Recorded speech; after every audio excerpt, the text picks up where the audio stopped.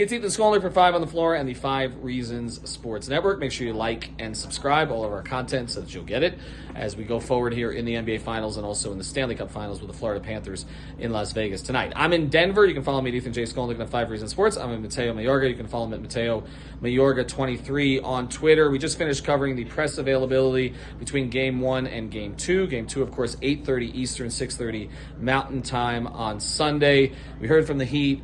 We heard from the Nuggets. The only news notes today, Caleb Martin was not here. He's sick. We'll see what his status is for the next game. It didn't seem like he's going to miss the next game. Tyler Hero, it's been reported that he could be back for Game 2. Erik Spoelstra said he didn't know where that report came from. I don't know if Eric's just being coy. We saw Tyler on the court do a few things, but not a whole bunch. But they certainly were not hiding him from us. But we want to get to three things today. We are sponsored by our friends over at Prize Picks. Use the code 5, F-I-V-E, and get that initial deposit matched up to $100.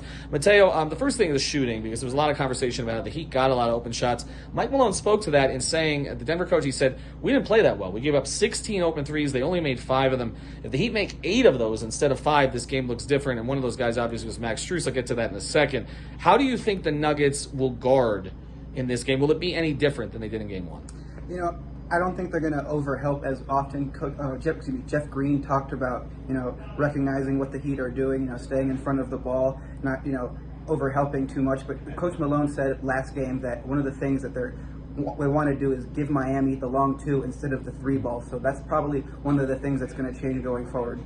Well, that gets it to number 2 here, and we'll get to that in a second. But I do want to mention, I spoke to Max Strus, of course, was 0 of 9 from 3, over 10 overall in Game 1 as a starter.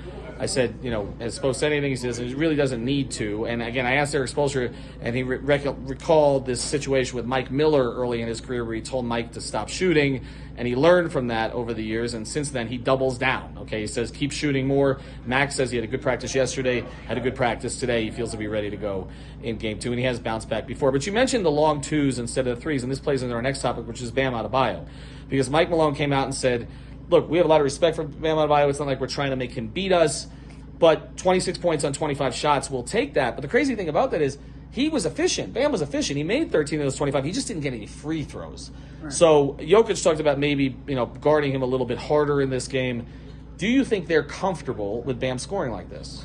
I don't think they should be, because Bam really wasn't the problem. It was the other guys like Max Strus and Caleb Martin. At the end of the third quarter, they had only made like 1 shot out of 17 attempts. Jimmy Butler was very passive in this game. There was possessions where he drove into the lane and he was looking to pass. He didn't get to the free throw line once in that game. Those are the things that need to change. If you see Bam taking like 25 shots and he's making over 50% of them, I'd say that's a good sign every time. So I don't know what he's talking about. Yeah, good point. And you mentioned Jimmy. You got a chance to ask Jimmy a question today. I was not in there in the press conferences. I was out with some of the other players.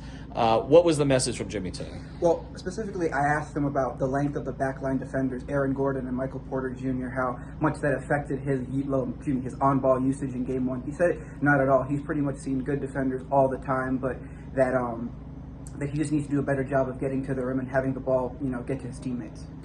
We'll see what Jimmy does in Game 2. He's typically bounced back. Of course, not a great Game 1 from him. I can tell you from being in the city here for a couple of days, Nuggets fans pretty confident about this series. Not arrogant, but pretty confident. They have reason to be with the way things went in Game 1. We'll see if Kevin Love gets an opportunity here as we go forward. That's a possibility. And he talked about staying ready. So there could be some rotation tweaks. Tyler Hero, we don't know yet. We'll find out around tip-off. Check out all of our coverage, including pregame show, postgame show, and playback. Will be on there on Sunday night. Have a good day, everybody.